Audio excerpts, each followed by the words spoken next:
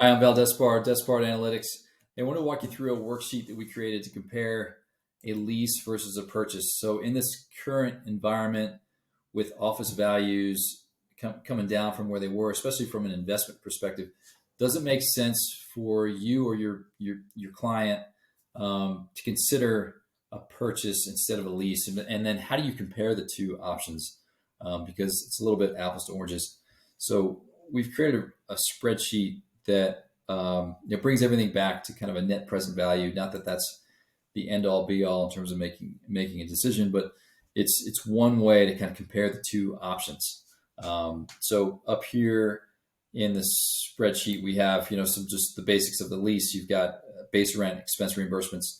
It projects a cash flow out into the future. We have a small section for tax implications. We don't really get into that, but you can make some assumptions on taxes. With the purchase, again, we've got assumptions over here. What do you pay for it? What kind of debt you're putting on it? What's your capex kind of going in? Your base building capex, your interior improvements, and then what do you? So you've got your purchase, your carry costs, and then what do you sell it for? Or what's the residual value after a certain hold period? Which you have to make that assumption in order for the spreadsheet to work. And then again, it comes back to a net present value.